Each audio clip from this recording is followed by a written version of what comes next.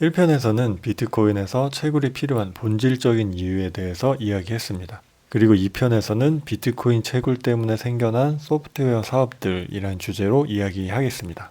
1편의 마지막에 비트코인 채굴이 수행하는 연산에 대해서 스스로 공부해보라고 말씀을 드렸었는데, 이것을 공부했다면 2편을 더욱 재밌게 들으실 수 있을 겁니다. 채굴로 인해 생겨난 비즈니스 첫 번째, 바로 마이닝 풀입니다. 마이닝 풀이라는 거는 채굴을 각자 하는 게 아니라 해시파워를 끌어모아서 넌스를 더 빨리 찾아내고 코인을 보상받아서 각 채굴기가 투입한 해시파워의 포션만큼 코인을 나누어 가질 수 있도록 만들어진 시스템입니다. 예를 들면 이런 거죠. 제가 집에서 사용하는 평범한 컴퓨터로 채굴을 한번 해보려고 합니다. 그런데 이 컴퓨터는 고사양이 아니다 보니까 전 세계 수많은 고성능 컴퓨터에 비하면 해시파워가 엄청 안 좋을 겁니다. 그러면 제 컴퓨터가 넌스를 찾아낼 확률은 매우 낮겠죠. 비트코인은 가장 먼저 넌스를 찾아낸 한 개의 노드에게만 코인을 보상하므로 어쩌면 제 PC로는 평생 동안 비트코인을 단 한 번도 보상받지 못할 수도 있습니다. 이런 경우에 채굴을 그냥 포기해야 될까요? 아니요, 그렇지가 않습니다. 평범한 컴퓨터로도 채굴할 수 있는 방법이 있습니다. 바로 마이닝 풀이라는 것을 활용하면 됩니다. 제 컴퓨터를 비트코인의 노드로 직접 참여해서 넌스를 찾아내는 게 아니라 마이닝 풀에 붙어서 간접적으로 채굴을 할 수가 있습니다. 조금 더 자세히 말하면 채굴기가 마이닝 풀에 접속하면 넌스를 찾기 위한 해시 펑션의 인풋을 제공해 주는데, 이 인풋의 시작 지점을 채굴기들마다 각각 다르게 제공해 줍니다. 다시 말하면 마이닝 풀이 각 채굴기에게 문제 범위를 부분 쪼개서 나눠주는 거죠. 조금 더 쉽게 말하면 1번부터 10번 영역은 채굴기 A가 풀고, 11번부터 20번 영역은 채굴기 B가 풀고,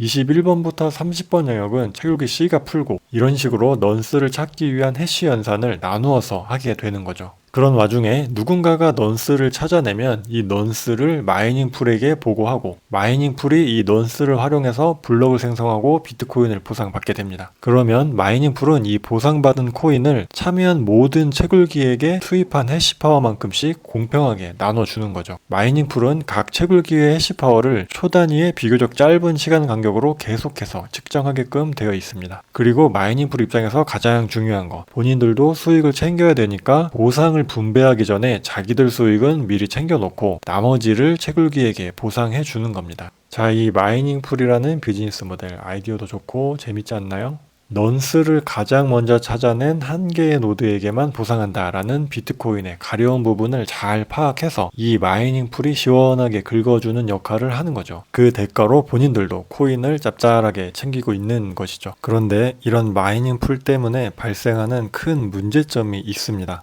이것은 블록체인에서 가장 중요하게 여겨지는 탈중앙화를 중앙화시켜버리는 단점이 있습니다. 비트코인 블록체인은 불특정 다수의 노드로부터 운영되어야 하는데, 마이닝 풀이 노드의 대부분을 차지하게 된 거죠. 즉, 마이닝 풀 때문에 탈중앙화적인 특성이 많이 약해진 것은 사실입니다. 여기까지 마이닝 풀에 대해서 마무리 짓고 두 번째 이야기로 넘어가겠습니다. 채굴로 인해 생겨난 비즈니스 두 번째, 바로 채굴기에서 사용되는 채굴 소프트웨어입니다. 앞에서 말씀드린 것처럼 각 채굴자들은 마이닝 풀에 붙어서 채굴을 한다고 했습니다. 이렇게 하기 위해서는 채굴자는 마이닝 풀에 접속하여 문제를 할당받고 넌스를 찾기 위해서 해시 펑션을 수행하는 소프트웨어가 필요합니다. 이 소프트웨어는 부여된 하드웨어 자원 안에서 해시 연산을 최대한 빠르게 처리해주는 것이 핵심입니다. 이것이 곧 해시 파워이고, 해시 파워는 채굴자에게 코인을 보상받는 비율을 결정짓게 하니까요. 따라서 이 소프트웨어는 CPU나 GPU가 견딜 수 있는 온도 범위 안에서 쉬지 않고 연산을 수행합니다. 얼마나 열심히 연산을 수행하냐면, GPU로 채굴하는 경우 온도 제한을 설정하지 않으면 1분 내에 GPU가 다운될 정도로 발열이 어마어마하게 발생합니다. 이런 채굴 소프트웨어는 인터넷에서 어렵지 않게 무료로 다운받아 사용할 수가 있습니다. 근데 이 소프트웨어가 과연 무료일까요? 사실은 무료가 아닌 경우가 많습니다. 왜냐하면 보상받은 코인 중 일부는 채굴 소프트웨어 개발자의 지갑으로 전송되도록 되어 있습니다. 즉, 채굴 소프트웨어를 제공하는 대신 사용 수수료를 챙겨가겠다는 거죠. 자, 어떤가요? 이런 비즈니스 모델도 아이디어가 꽤 재미있지 않은가요? 소프트웨어 분야에서 수익을 창출하기 위한 비즈니스 모델은 정말 다양한 것 같습니다. 여기까지 비트코인 채굴로 인해 생겨난 소프트웨어 사업 두 가지에 대해서 이야기를 해보았습니다. 끝으로 기술적인 내용을 한 가지 더 소개해 드리겠습니다.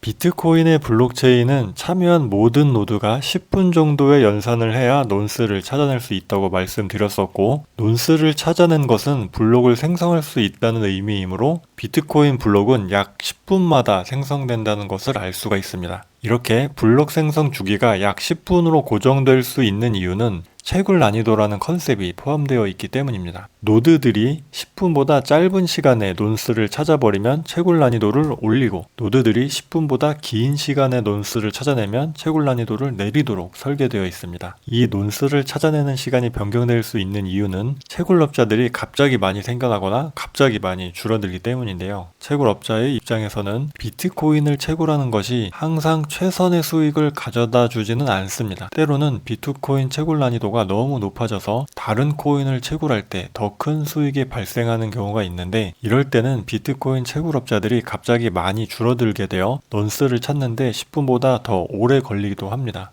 어쨌든 비트코인의 경우 블록 생성 주기가 약 10분인데 왜 하필 10분일까요? 블록 생성 주기와 TPS, 그리고 블록 생성 주기와 블록체인 안정성에는 트레이드오프 관계가 존재합니다. 블록 생성 주기가 길어진다는 것은 데이터를 저장할 수 있는 기회가 적어진다는 것이므로 단위 시간당 처리량이 적어지게 되고, 블록 생성 주기가 짧아진다는 것은 단위 시간당 처리량은 많아지지만 포크가 발생할 확률이 높아지기 때문에 블록체인 안정성이 저하됩니다. 생성된 블록이 과반수의 노드로 확산되기 전에 또 다른 블록이 자꾸 생겨나면 포크가 발생할 확률이 높아집니다. 최악의 경우 블록체인 시스템에 너무 많은 포크가 발생한다면 보안이 뚫리는 상황이 발생할 수도 있습니다. 자, 이제 끝으로 숙제를 하나 남겨놓겠습니다. 제가 조금 전에 포크라는 용어를 말씀드렸는데요. 포크라는 게 무엇일까요? 블록 생성 주기와 포크의 관계에 대해서 알아보시면 블록체인의 안정성에 대해서 더 깊이 이해하실 수 있을 것입니다.